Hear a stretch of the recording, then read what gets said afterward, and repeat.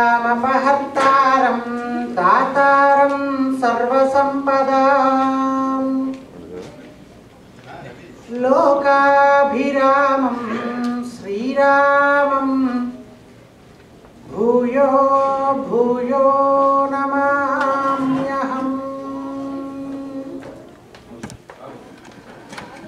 శ్రీరాఘవం దశరథాత్మజమప్రమేయం సీతాపతిం రఘుకులాన్వయరత్నదీపం ఆజానుబాహుమరవిందదళాయతాక్షం రామం నిశాచర వినాశకరం నమామి. ప్రియ భగవద్బంధువులారా, చైత్రమాసంలో నూతన సంవత్సరంలో వచ్చేటువంటి మొట్టమొదటి పండుగకి మీ అందరికీ స్వాగతం పలుకుతూ ఉన్నా. ముందుగా రాముడి యొక్క పండుగతోటి మనకి సంవత్సరం ప్రారంభమవుతూ ఉంది.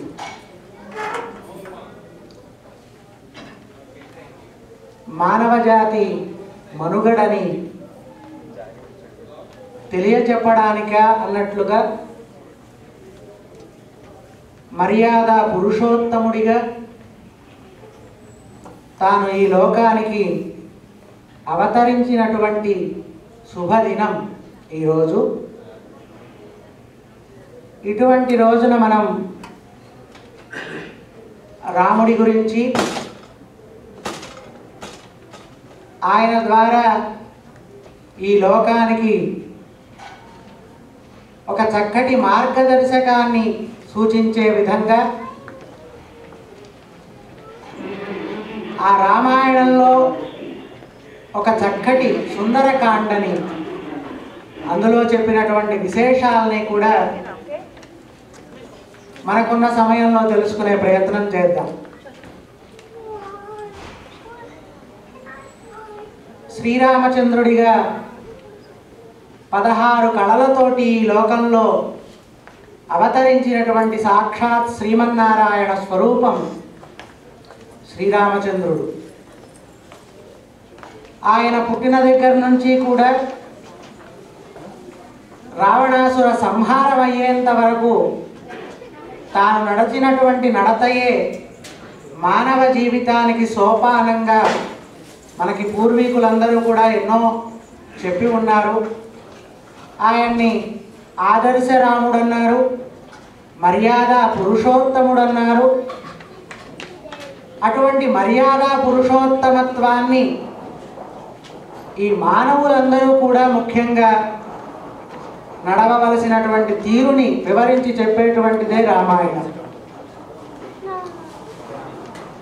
ఇటువంటి రామాయణం ఒక 6 కాండలుగా మనకి దర్శనమిస్తూ ఉంది. మిగతా అన్నిటికీ కూడా నిజానికి బాల్యాన్ని మొత్తాన్ని చెప్పకపోయినా మొట్టమొదట ఆయన పుట్టినటువంటి సర్గ బాలకాండలో 17వ సర్గలో ఆయన యొక్క జన్మ వృత్తాంతం చెప్పబడింది. కేవలం ఒక 15 శ్లోకాల్లోనే ఆయన పుట్టినటువంటి విశేషం అంతా కూడా చెప్పేస్తారు. కృష్ణావతారంలో అయితే ఆయన బాల్య లీలలన్నీ కూడా చెప్తారు, కానీ రామావతారంలో ఆయన బాల్య లీలలు ఏవి కూడా ఉండవు.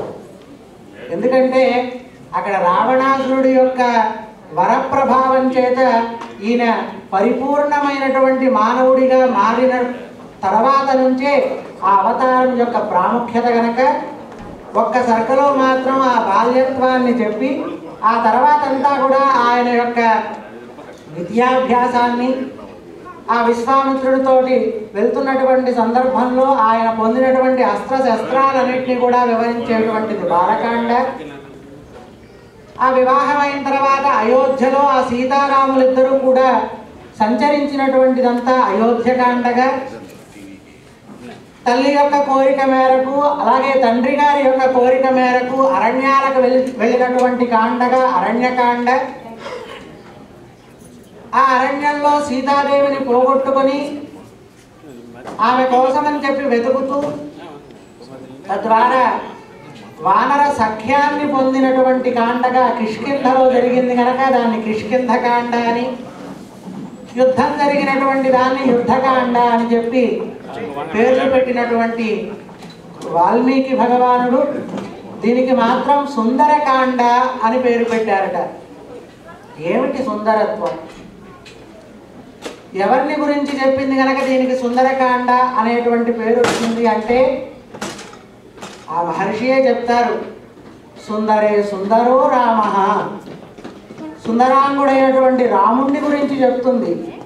నిజానికి మిగతా అన్ని కాండల్లో రాముడు ప్రత్యక్షంగా ఉంటాడు. సుందరకాండలో ఎక్కడా ప్రత్యక్షంగా రాముడు కనపడ్డు. చివరి సర్గకి వెళ్ళేదాకా కూడా ఇంచుమించుగా 63, 64వ సర్గకి వెళ్ళేదాకా కూడా రాముడు అక్కడ ఉండడు. కానీ రాముడు ఉన్నట్టుగా రామ కథ అంతా కూడా నడుస్తుంది ఈ సుందరకాండలో 64 సర్గల వరకు కూడా. ఆయన లేకపోయినా ఆయన నామానికి ఉన్నటువంటి ప్రత్యేకతని పవిత్రతని తెలియచెప్పడం మహర్షి యొక్క ముఖ్య ఉద్దేశ్యంగా కనపడుతుంది. అటువంటి కేవలం రాముడి గురించే కాదు, అప్పుడు సేమ్ ఇప్పట్లాగానే వసంత మాసం అది. వసంత మాసంలో ఆయన ఆ సముద్రం నుంచి లంఘనం చేశాట ఆంజనేయ స్వామి. ఆ వసంత మాసంలో ఉండేటువంటి సౌందర్యం, ఈయన ఒక పర్వతం మీద, మహేంద్ర పర్వతం మీద ఎక్కినటువంటి ఆ స్వామి ఏ విధంగా ఉన్నాడో దాన్ని వర్ణించేటువంటి ఆ మహేంద్ర పర్వత వర్ణన. వెళ్ళేటప్పుడు ఈయనకి ఏ రకమైనటువంటి ఆపదని ఏ రకంగా దాటాలో తాను దాటి మనకి నిరూపించినటువంటి ఆ సన్నివేశం, అది ఒక సుందరత్వం. లంకా పట్టణం అనేక రకమైనటువంటి భోగ భాగ్యములతోటి విలసిల్లేటువంటి లంకా నగరాన్ని వర్ణించడం, అది ఒక సుందరం. అక్కడ ఉన్నటువంటి అశోకవనాన్ని వర్ణించడం, అది ఒక సుందరం. ఆయన మళ్ళీ అక్కడ చక్కబెట్టవలసినటువంటి కార్యాన్ని అంతటినీ కూడా చక్కబెట్టి తిరిగి రాముడి దగ్గరికి రావడం, అది ఒక సుందరం. ఇన్ని రకాలైనటువంటి సుందరత్వం ఉంది కనుక దానికి సుందరకాండ అని నామకరణం చేశాట. అయితే ఆంజనేయ స్వామిని మన ఆచార్యులుగా గుర్తిస్తారు. ఎందుకంటే ఆచార్యుడికి ఉండేటువంటి, గురువుకి ఉండేటువంటి లక్షణాలన్నీ కూడా ఆంజనేయ స్వామిలో నిక్షిప్తమై ఉంటాయిట. ఏ విధంగా అయితే ఆచార్యుడైనటువంటి వాడు ఈ వేద శాస్త్రాలన్నింటినీ కూడా చదివి, అది అంతా కూడా ఒక సముద్రం, ఆ సముద్రంలో ఉన్నటువంటి దాన్ని అంతటినీ కూడా తాను స్వీకరించి కేవలం ఒక ఫలాన్ని మాత్రం శిష్యుడికి అందించే విధంగా ఆచార్యుడు ఉంటారట. చూడండి, సముద్రంలో ఉండేటువంటి నీటిని మేఘం తాను స్వీకరించి తాను వర్షించినటువంటి వర్షపు నీరు మాత్రమే, నిజానికి సముద్రంలో ఉన్న నీరు మనకి త్రాగడానికి ఉపయోగపడదు.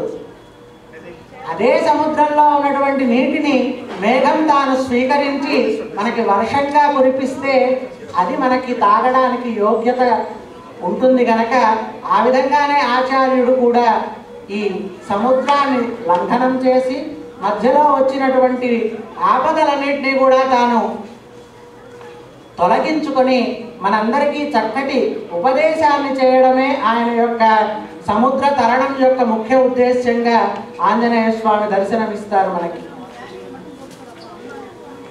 ఈ లంకా పట్టణమే మన యొక్క శరీరం.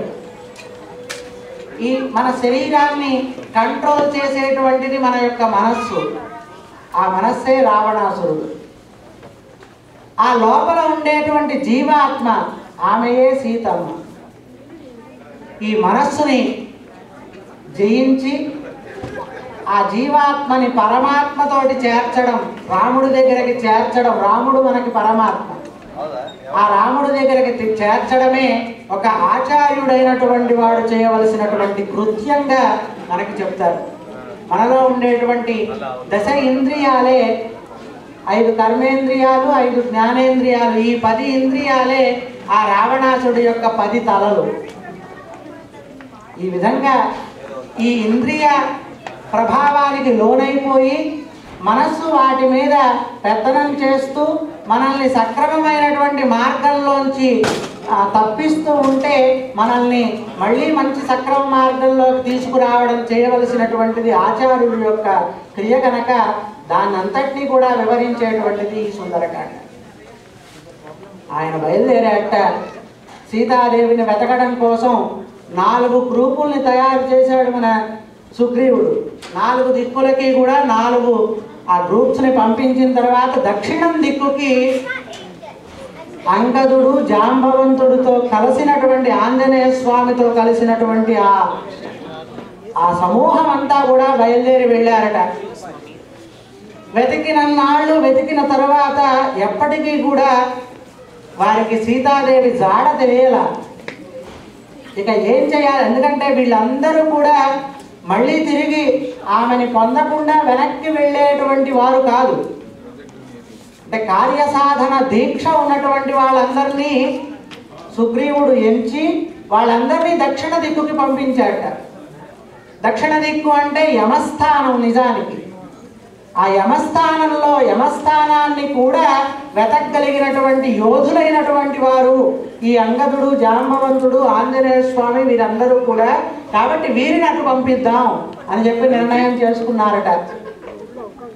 ఇంకొక రహస్యం, కేవలం ఆ దక్షిణ దిక్కుకి వెళ్ళేటువంటి వారికే రాముడు తన దగ్గర ఉన్నటువంటి అంగుళీయకాన్ని ఇచ్చాడట.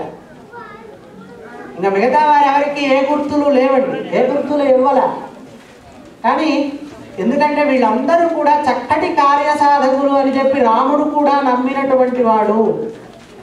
ఆ విధంగా వారు అక్కడ బయలుదేరేటప్పుడు మొత్తం అంతా వెతికేసిన తర్వాత ఇక వెతకవలసినటువంటి ప్రాంతం ఒకటే ఉంది, అదేమో సముద్రానికి ఆవల ఉంది. అక్కడికి వెళ్ళగలిగినటువంటి సామర్థ్యం ఎవరు కూడా చేయలేకపోతూ ఉన్నారట. నిజానికి సుందరకాండ కిష్కింధాకాండ చివరిలోనే ప్రారంభమైనట్టు లెక్క. మనకి ఎప్పుడైతే హనుమ దర్శనం అవుతోందో అప్పుడే సుందరకాండ నిజానికి ప్రారంభం. వీరందరూ కూడా మహేంద్ర పర్వతం మీదకి చేరుకున్నారు. ఒకరిలో ఒకరు తర్జన భర్జన పడుతున్నారట. కొంతమంది ఏమో నేను 30 యోజనాలు ఎగరగలను, కొంతమంది నేను 50 యోజనాలు మాత్రమే ఎగరగలను. ఇదేమో 100 యోజనాల సముద్రం. కొందరేమో నేను 100 యోజనాలు ఎగరగలను కానీ మళ్ళీ తిరిగి రాలేను, నేను వెళ్ళి మాత్రం ప్రయోజనమే ఉంది, వెతుకుతాను, అక్కడ ఒకవేళ సీత దొరికినట్లయితే మళ్ళీ వచ్చి చెప్పేటువంటి వాడు ఎవడు కనుక. ఇవన్నీ రకరకాలైనటువంటి మాటలు విన్న జాంబవంతుడు నిజానికి ఆయనకి తెలుసు ఆంజనేయ స్వామి గురించి, ఆయన యొక్క పుట్టుపూర్వోత్తరాల గురించి. ఆంజనేయ స్వామికి ఒక శాపం, తన యొక్క గొప్పతనం తనకి తెలియదు, ఎవరో ఒకరు పక్క నుంచి చెప్పాలి. వెళ్ళి ఆయన దగ్గరికి వెళ్ళి, ఓ హనుమ, నీ యొక్క సామర్థ్యం నీకు తెలియట్లేదయ్యా, ఈ కార్యాన్ని సాధించగలిగినటువంటి గొప్ప సాధకుడవు నీవు మాత్రమే దీన్ని దాటి వెళ్ళగలవు, మళ్ళీ తిరిగి రాగలిగినటువంటి సామర్థ్యం నీలో ఉంది అని చెప్పి ఆ చుట్టుపక్కల ఉన్నటువంటి ఆ వానరులందరూ కూడా ఒకసారిగా పొగడగానే ఈయన తన యొక్క శక్తిని తాను తెలుసుకున్నట్ట.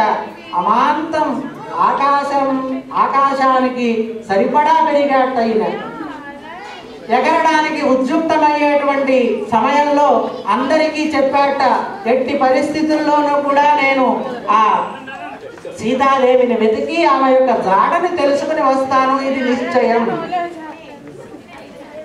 ఒకవేళ నాకు అక్కడెక్కడా కూడా నేను వెతికినప్పుడు నాకు కనపడకపోతే మొత్తం ఆ లంకనంతటినీ కూడా నా చేతులతో ప్రగిలించి తీసుకుని వస్తాను అని చెప్పి ప్రతిజ్ఞ చేసి బయలుదేరాట. అంతేకాదయ్యా, నేను రాముడు వదిలినటువంటి బాణం ఏ విధంగా అయితే లక్ష్యాన్ని చేరుకుని దానికి కేటాయించిన లక్ష్యాన్ని ఎలాగైతే తీరుస్తుందో అలా నేను కూడా ఆ లక్ష్యాన్ని, నేను రాముడి పంపేటువంటి దూతను గనక,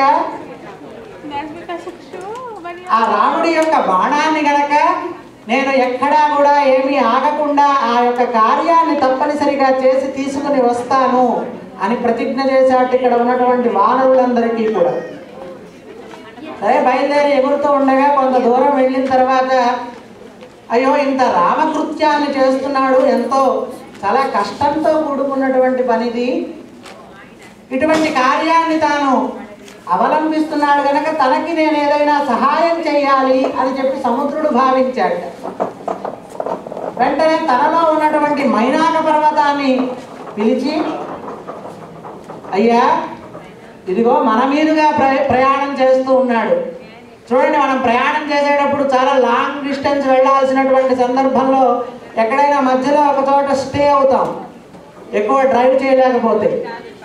అలాగే నీవు కూడా ఈ హనుమకి చాలా 100 యోజనాల దూరం ఉన్నటువంటి సముద్రం, ఎక్కువసేపు ఆయన ప్రయాణం చేయలేడు. అందుకని నీవు లేచి ఆయనకి కావలసినటువంటి కందమూల ఫలాలన్నీ కూడా ఆయనకు సమర్పించు, నీ దగ్గర ఉన్నటువంటి పానీయములన్నింటినీ కూడా ఆయనకి సమర్పించు, నీ మీద కాసేపు సేద తీరి వెళ్ళమని చెప్పి ఆయన్ని ప్రార్థించు అని చెప్పాట. దానికి మైనాకుడికి కూడా ఈయనకి వాయుపుత్రుడు కనుక ఈయనకి ఏదో ఒక సహాయం చేయాలి అని చెప్పి ఆలోచిస్తూ ఉన్నట్ట. ఎందుకనంటే పూర్వకాలంలో పర్వతాలకు కూడా రెక్కలు ఉండేవిటండి. ఆ రెక్కలతోటి అవి కూడా ఎక్కడికి పడితే అక్కడికి ఎగిరి ఎక్కడ దిగాలంటే అక్కడ దిగిపోతూ ఉండేవిట. ఆ సమయంలో ఆ కింద ఏ విధమైనటువంటి జీవరాశులున్నా ఆ పర్వతం కింద పడి మరణిస్తూ ఉండేవిట. ఇది తెలుసుకున్నటువంటి ఆ జీవులన్నీ కూడా ఆ ఇంద్రుణ్ణి ప్రార్థించాయిట. అయ్యా ఇగో ఈ విధంగా మరి వాటి ఇష్టం వచ్చినట్లు ఎగురుతున్నాయి, ఎక్కడ పడితే అక్కడ దిగిపోతున్నాయి, ముందు ఏ విధమైనటువంటి కాషణ ఇవ్వట్లేదు, దిగుతున్నామని చెప్పి ఫ్లైట్ ల్యాండ్ అయ్యేటువంటి సందర్భంలో కూడా కాషణ ఇస్తారు, అటువంటివి ఏవి కూడా ఇవ్వడం లేదు, నీవే మమ్మల్ని రక్షించవలసింది అని చెప్పి అనగానే ఇంద్రుడు తన వజ్రాయుధంతో ఆ పర్వతాల యొక్క రెక్కలన్నీ కూడా కట్ చేసేసాట. ఈ మైనాకుడేమో వాయువుతోటి మొరపెట్టుకున్నట్ట, అయ్యా నన్ను రక్షించేటువంటి బాధ్యత నీది అనగానే ఆ వాయువు తన యొక్క ప్రభావంతో ఆయన వజ్రాయుధాన్ని ధరించి వస్తూ ఉండగా తన యొక్క గాలితోటి ఈయన తీసుకెళ్ళి ఆ సముద్రంలో పడేశాట. నీవు ఇందులోనే ఉండు, పైకి లేవకు, పైకి లేస్తే ఆయన నీ యొక్క రెక్కలు కూడా ఖండించి వేస్తాడు, కాబట్టి నీవు పైకి రావద్దు అని చెప్పి ఆ సముద్రంలోనే ఉండిపోయాట. అది గుర్తు తెచ్చుకున్నట్ట, నాకు ఆనాడు ఆ వాయువు ఎంతో సహాయం చేశాడు కదా, కాబట్టి ఈయన వాయుపుత్రుడు కదా, ఈయనకి నేను ఏదైనా సహాయం చెయ్యాలి అని చెప్పి మనసులో సంకల్పం చేసుకుని ఒక్కసారిగా ఆ నీళ్లలోంచి పైకి లేచాట.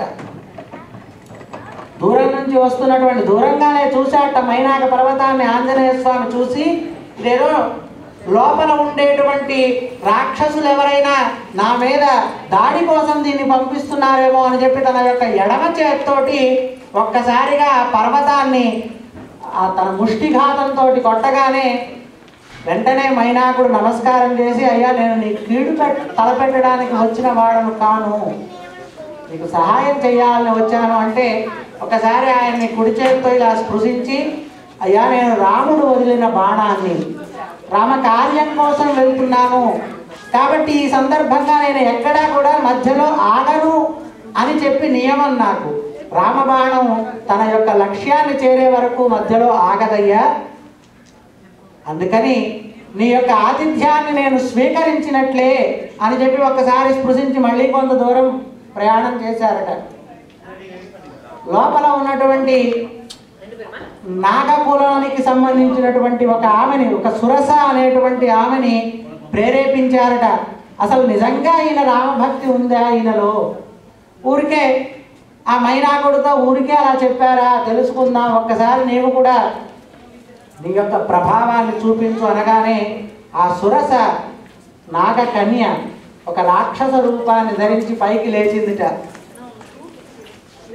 ఓ హనుమ, నిన్ను నాకు ఆహారంగా దేవతలందరూ కూడా నియమించి ఉన్నారు, కాబట్టి నేను ఇప్పుడు నిన్ను తినేస్తాను అనగానే హనుమ ముందుగానే గమనించాట, ఈమె ఎవరో కాదు, సురస నాగమాతరం, సురస అనేటువంటి పేరు కలిగినటువంటి నాగమాత ఈమె.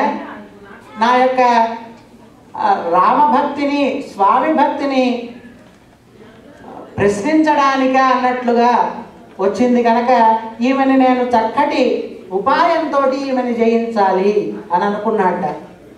అమ్మా, నేను రాముడి కోసం రామ కార్యార్థమై సీతని వెతకడం కోసం వెళ్తున్నాను కదా, నేను ఇప్పుడు నీకు ఆహారం కాలేను, కాబట్టి నన్ను వదిలిపెట్టు అని అనగానే లేదు, నిన్ను ఎట్లాగైనా సరే నేను ఇప్పుడు భక్షించే తీరతాను అని అనగానే ఒక్కసారిగా తన శరీరాన్ని పెంచుకున్నట్ట.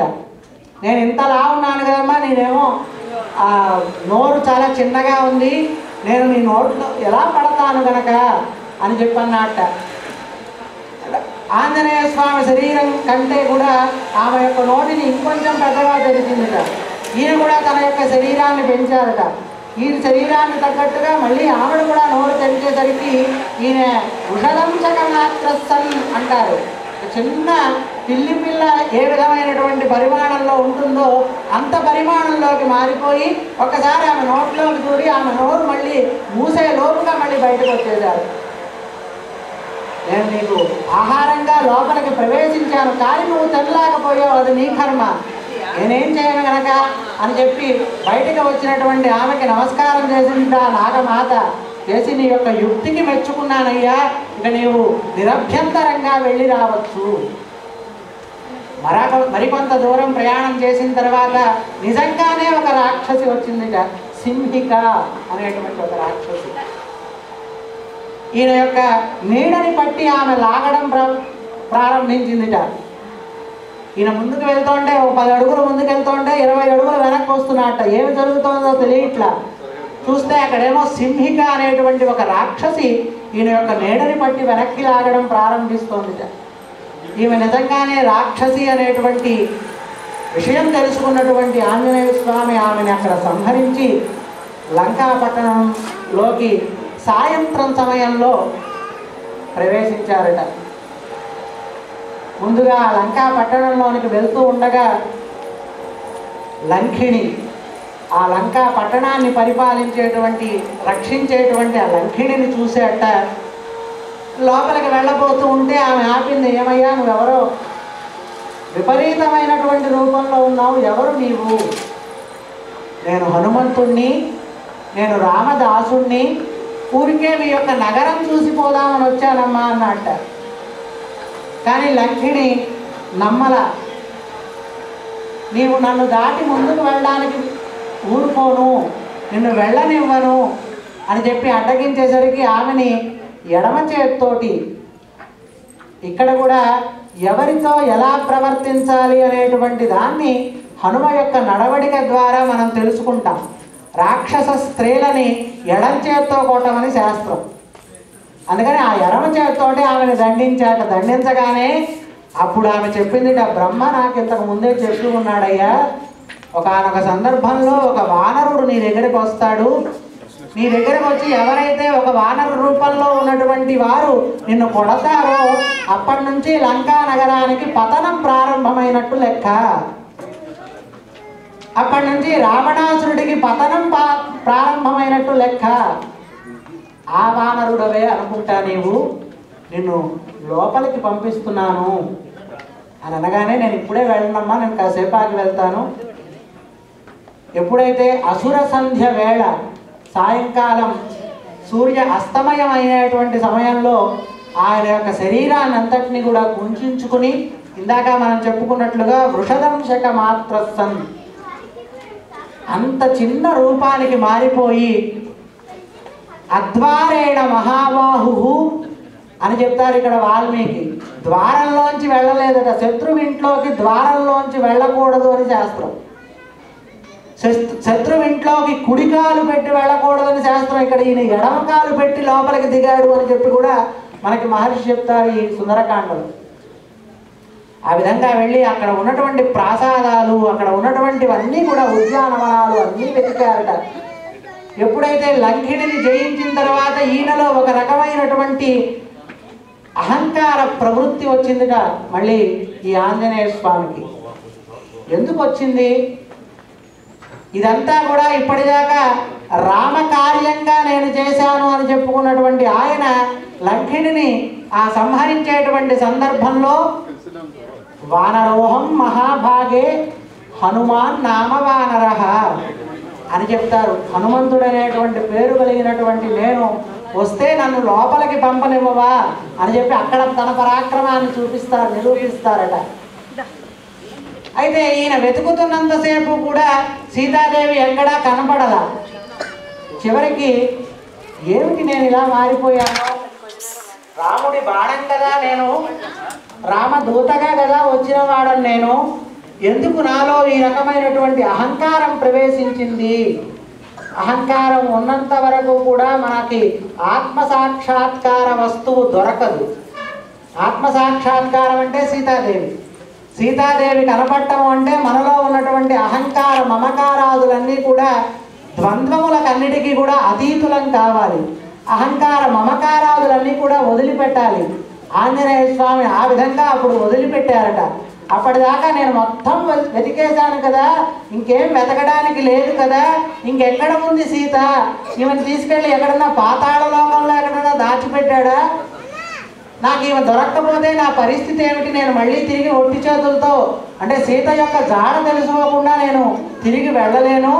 ఒకవేళ నేను వెళ్ళినట్లయితే, సీత కనపడలేదు అని చెప్పినట్లయితే సమస్త వానరులు కూడా నశించిపోతారు, వారంతట వారుగా ప్రాణత్యాగం చేసేసుకుంటారు. అంతేకాకుండా ఎంతో విలపిస్తున్నటువంటి రాముడు కూడా ప్రాణత్యాగం చేసుకుంటాడు. ఆయన్ని చూసినటువంటి లక్ష్మణస్వామి కూడా ప్రాణత్యాగం చేసుకుంటాడు. కాబట్టి ఇక ఆమెను చూడకుండా నేను తిరిగి వెళ్ళను. అవసరమైతే ఆమె కనుక కనపడకపోయినట్లయితే నేనే ఇక్కడ ప్రాయోపవేశం, ఒక అగ్ని చితిని ఏర్పాటు చేసుకుని అందులో పడిపోతాను తప్ప నేను తిరిగి వెనక్కి వెళ్ళను అని మనస్సులో సంకల్పం చేసుకుని నమోస్తు రామాయ సలక్ష్మణాయ, అప్పుడు మళ్ళీ రామచంద్రుడికి నమస్కారం చేసుకున్నట్ట. అయ్యా, నేను నీవు పంపినటువంటి దూతనే. ఇదంతా కూడా నాకు అహంకారం ఏ విధమైనటువంటి ప్రభావము నా మీద చూపకూడదు గాక. దేవ్యై చ తస్యై జనకాత్మజాయై నమోస్తు రుద్రేంద్రయమానిలేభ్యో నమోస్తు చంద్రార్కమరుద్గణేభ్యః. సీతాలక్ష్మణ సమేతుడైనటువంటి రామచంద్రుడికి నమస్కారం, మా తండ్రి గారైనటువంటి వాయుదేవుడికి నమస్కారం, సమస్త మరుద్గణాలకి నమస్కారం అని చెప్పి ఒక్కసారి మనస్సులో నమస్కారం చేసుకోగానే దూరంగా అశోకవనం కనబడింది. అయ్యో, నేను ఇక్కడ వెతకలేదు కదా సీతని, కాబట్టి అక్కడ కూడా వెతికిన తర్వాత ఏం చెయ్యాలా అని ఆలోచిస్తాను అని చెప్పి ఆ వనంలోకి ప్రవేశించిన తర్వాత అక్కడ ఒక అశోక వృక్షం కింద ఒక ఆమెను చూశాట. సీత భద్రుపదాధీన భక్తి చింత పరాయణ అని అంటారు. ఆ భక్తి ప్రేమతోటి ఆ రాముడు పక్కన లేడు అనేటువంటి బాధతోటి కృంగి కృషించిపోయి ఉన్నటువంటి ఒక మలినమైనటువంటి వస్త్రాల్ని ధరించి తిండి లేక కృషించిపోయినటువంటి శరీరంతో ఉన్నటువంటి ఒక ఆమెను చూశాట అక్కడ. ఇంకా ఆమె సీత అనేటువంటి నిర్ధారణకి రాలా ఈయన. ఒక ఆమె అక్కడ విలపిస్తూ ఉండడం చూశాడు. ఇంతలో రావణాసురుడు వచ్చాట అక్కడికి. ఈయనకి 12 మాసాల సమయం ఇచ్చాడు సీతాదేవి తనతో చేరడానికి. అందులో 10 మాసాలు గడిచిపోయిన తర్వాత జరిగిన కథ ఈ సుందరకాండ. ఇంకా 2 మాసములు మాత్రమే మిగిలి ఉంది. ఇంకా ఎందుకు నీవు రాముడు వస్తాడు అని ఆలోచిస్తూ ఉన్నావు? నీవు త్వరగా కనుక వచ్చి నన్ను చేరినట్లయితే అనేక రకమైనటువంటి సుఖములని అనుభవించవలసినటువంటి కాలం అంతా కూడా పోతూ ఉంది అని అనగానే ఆమె వెంటనే ఒక గడ్డి పరకని తన మధ్యలో పెట్టుకుని ఆ రావణాసురుడితో చెప్తోందిట, ఓ రావణ, నీవు ఎంతో దుష్కరమైనటువంటి కర్మ చేశావు. రాముడి విషయంలో చాలా పొరపాటు చేశావు. నీవు ఇప్పటికైనా మించిపోయింది ఏమీ లేదు. సకృదేవ ప్రపన్నాయ తవాస్మీతి చ యాచతే అభయం సర్వభూతేభ్యో దదామ్యేతద్వ్రతం మమ అని చెప్పి ప్రతిజ్ఞ చేసినటువంటి వాడు రాముడు. భక్తుల్ని రక్షించడమే తన యొక్క వ్రతంగా కలిగి ఉంటాడట పరమాత్మ. వ్రతము అంటే తప్పనిసరిగా చేసి తీరవలసింది అని అర్థం. ఏదో ఒకసారి చేసి ఒకసారి మానేది కాదు వ్రతం అంటే. అటువంటి వ్రతం భక్తుల్ని రక్షించడమే తన వ్రతంగా పెట్టుకుంటాట. అటువంటి వ్రతాన్ని చేపట్టినటువంటి రాముణ్ణి నువ్వు శరణు కోరుకో. అయ్యో, నన్ను శరణు కోరితే నన్ను అనుగ్రహిస్తాడా? ఇంతటి దుష్కరమైనటువంటి కర్మ చేశా, తన యొక్క భార్యని నేను చెరపట్టి తీసుకుని వచ్చాను కదా అనేటువంటి సంశయం ఏమక్కర్లా. శరణాగతి చేసినటువంటి వారిని రక్షించడమే భగవతత్వం. కాబట్టి సాక్షాత్తు నా రాముడు నిన్ను రక్షించే తీరతాడు అని చెప్పనగానే, మంచి చెప్తే మనసుకు ఎలాగైతే ఎక్కదో, మంచి పనులు చేయడానికి ప్రోత్సహించినప్పుడు మనస్సు ఎలాగైతే మన మాట వినదో, అలాగే రావణాసురుడు కూడా లోపల ఉన్నటువంటి ఆత్మ మనకి చెప్తూ ఉంటుంది. మనం చేసేటువంటి ప్రతి పనిని కూడా పరీక్షిస్తూ ఉంటుంది లోపల ఉండే ఆత్మ. కానీ అది చెయ్యాలా వద్దా అని నిర్ణయించేటువంటిది మనస్సు. ఆ మనస్సుని కనుక మనం కంట్రోల్ చేయకపోతే, అది మన మీద పై చేయి కనుక సాధిస్తే రావణాసురుడికి పట్టినటువంటి గతే మనకి పడుతుంది అని తెలియచెప్పడం దీని యొక్క ముఖ్య ఉద్దేశం. మనం ముందే చెప్పుకున్నాం, ఆత్మ ఉజ్జీవక జీవి సీతాదేవి. అలాగే మనస్సు రావణాసురుడు. ఆమెకి ఎన్నో రకాలుగా చెప్తోందిట, మంచి మాటలన్నీ కూడా చెప్పిందిట. కానీ ఆ మనస్సు మనోప్రవృత్తి కలిగినటువంటి ఆ రావణాసురుడు అవేవి కూడా వినలేదట. తన చుట్టూ ఉన్నటువంటి రాక్షస స్త్రీలందరినీ కూడా ఆజ్ఞాపించాట, ఈ 2 మాసాల గడువులో ఎలాగైనా సరే ఆమెని ఒప్పించి మీరు ఆమెని నా పట్టమహిషిగా చేయవలసినటువంటి బాధ్యత, మీరు ఏ ఉపాయాన్నైనా కానీ ఉపయోగించుకోండి. సామ దాన భేద దండోపాయాలు 4 కూడా ఉపయోగించి ఆమెను ఎలాగైనా నాతోటి చేరేటట్లుగా చేయవలసింది అని చెప్పి వారికి చెప్పి అక్కడి నుంచి వెళ్ళిపోయాట. ఇదంతా కూడా పైన ఉండి ఆ చెట్టు మీద కూర్చున్నటువంటి పక్షీచ శాఖా నిలయ ప్రహృష్ట, ఆ శాఖల మధ్యలో, కొమ్మల మధ్యలో కూర్చుని ఉన్నట్ట ఆంజనేయ స్వామి. అక్కడి నుంచి చూస్తూ ఉన్నట్ట. ఈ రాక్షస స్త్రీలందరూ కూడా మళ్ళీ ఆమెను భయపెట్టడం మొదలుపెట్టారట. నిన్ను అంతా కూడా మేమందరం పోసి తినేస్తాము, ఆ విధంగా తిని మాకున్నటువంటి సురాది పానీయాలన్నీ కూడా తాగేస్తాము అని చెప్పి భయపెడుతూ ఉన్నారట. చుట్టూ ఉన్నటువంటి ఆ భయపెట్టేటువంటి రాక్షసుల మధ్యలోంచి ఒక రాక్షసి ఒక్క ఉదుటున లేచి దూరం జరగండి, దూరం జరగండి అంటోందిట. ఆమె త్రిజట, విభీషణుడి యొక్క పుత్రిక. నాకు ఇప్పుడే ఒక చక్కటి కళ వచ్చింది. ఆ కళలో పుష్పక విమానంలో సీతాలక్ష్మణ సమేతుడైనటువంటి